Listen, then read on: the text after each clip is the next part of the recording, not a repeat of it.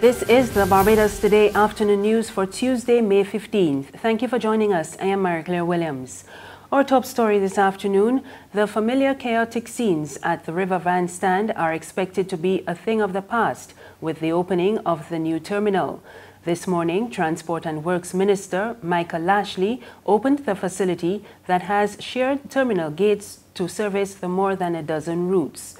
During a tour, he revealed that the facility will house a police outpost whose monitoring system will allow for a 360-degree view of the facility at all times. Lashley said provisions were also made for the vendors.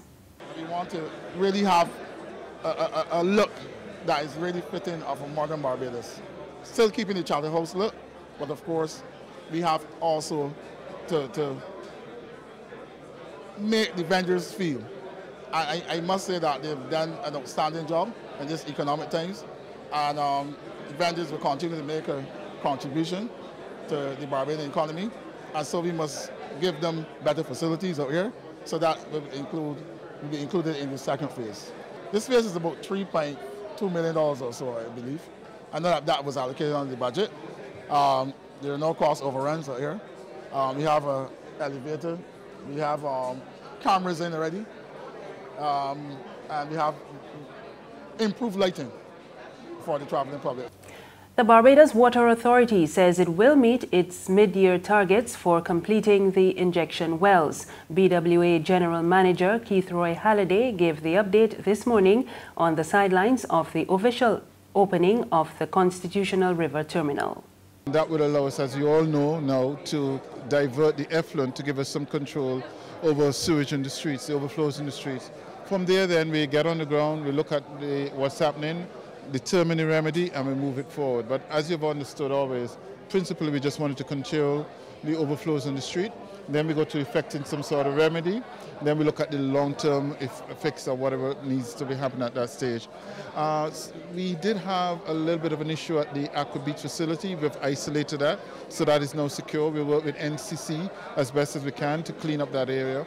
We also had a bit of a challenge at one of the commercial properties on Sunday, the Worthing Court property, where one of the plugs failed, and we started work on that yesterday, and that work for repair should be completed today as well.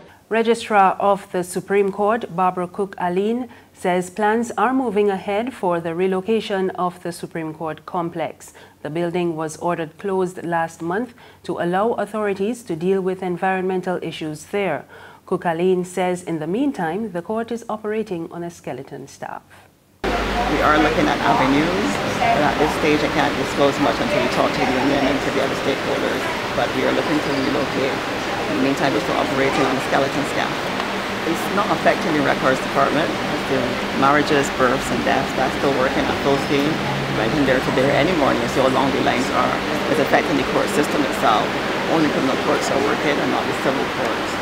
So we need to get back on track with that. The update on the court came on the sidelines of the presentation of a check on behalf of the 10th annual 11 Plus program. Cooke-Alleyne says the students have been benefiting from the initiative. We do have some youngsters that come back and actually speak to the children who come through the program, and they have said it benefited them. They weren't aware that age 11 can actually be charged for a crime. So having that knowledge in their head kept them in check in schools. We do see the benefits for that. What we would like to do next year, and we're here lobbying all of our corporate facilities that we have. We are glad we have Guardian Group on board with us. We have Williams Industries, Emerald City Supermarket, and Cosmopolitan Promise. We need to get the wider corporate sector involved and make it possible. If every child can benefit from this program, it will make a big difference in what we're seeing in our society. We need to know how to do with bullying. We need to have some ADR in schools. Some schools have it. It needs to be compulsory. So we give a touch of what you can do to deal with a bully. You don't have to use your fist. Your voice is enough to say something to them. So we are seeing some benefits when we evaluated this year. We'll let you know the results of that when that's done. There's regional and international news after this short break. One night, one winner, only one team can deliver. Balance, comprehensive, unrivaled coverage. Barbados Today, Capital Media HD 99.3, and 6 Gear Studios. Don't miss election night on www.facebook.com Barbados Today on www.barbadostoday.bb, live on www.capitalmediahd.com and on www.facebook.com/capitalmediahd.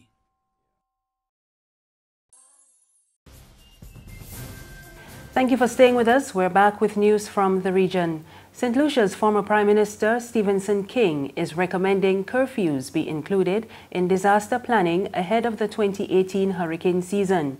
King says the measure is necessary following several incidents of looting in neighboring Dominica following the passage of Hurricane Maria last September.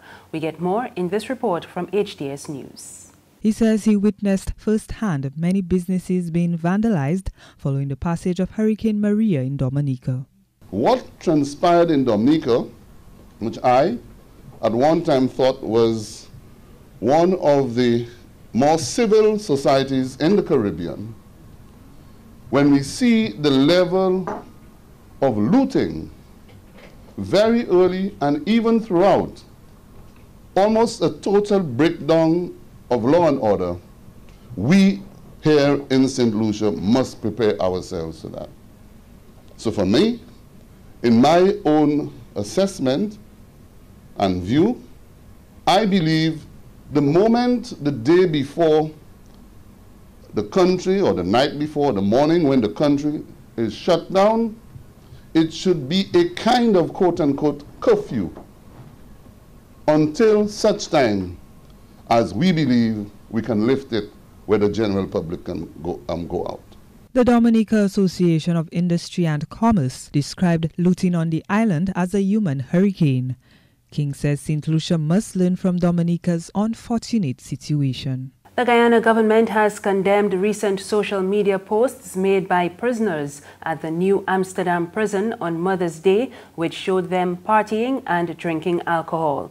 The Ministry of Public Security said the mobile phone used by one of the inmates to upload the photos to Facebook has since been seized by authorities. Investigations are ongoing. And on the international scene, Israeli forces shot dead a Palestinian near the Gaza-Israel border today. Local health officials said the shooting occurred after thousands of Palestinians turned out for the funerals of dozens of protesters who were killed by Israeli troops a day earlier. We get more in this Reuters report. 8-month-old Layla al-Ghandour, the youngest victim of the Palestinians' bloodiest day for years, dead from inhaling tear gas. One of dozens of Palestinians killed when Israeli troops fired at protests on Monday against the opening of the new US embassy in Jerusalem. More clashes erupted on Tuesday. These are in the West Bank. More than 2,000 people have been wounded. No Israeli deaths were reported. Israel says it was acting in self-defense, but Gazans are calling it a massacre. Tuesday is expected to be the final day of the protest campaign after 6 weeks. Even before the bloodshed, it was to be a day of grief, a commemoration of what the Palestinians call the Nakba, or catastrophe, when Israel was created 70 years ago and hundreds of thousands of Palestinians fled or were driven from their homes in violence. Many ended up in the Gaza Strip, a narrow band of misery now home to 2 million Palestinians, blockaded by Israel and Egypt and suffering a humanitarian crisis. God bless the United States of America, and God bless Jerusalem, the eternal, undivided capital of Israel. The US Embassy was moved to Jerusalem from Tel Aviv, fulfilling a promise by President Donald Trump, cementing his recognition of Jerusalem as the Israeli capital. But Palestinians seek East Jerusalem as the capital of their future state. And most countries say those competing claims should be settled in a final peace deal. And that's news this afternoon. Remember, there's more on our website, www.barbadostoday.bb. You can also sign up for BT's WhatsApp news alerts, and you can subscribe to our e-paper, email updates, and like us on Facebook. We're on Izumi Media in bus terminals and on Screenplay at supermarkets and gas stations near you. You can also find us on Mix 96.9 FM. I am Marie Claire Williams. Good afternoon.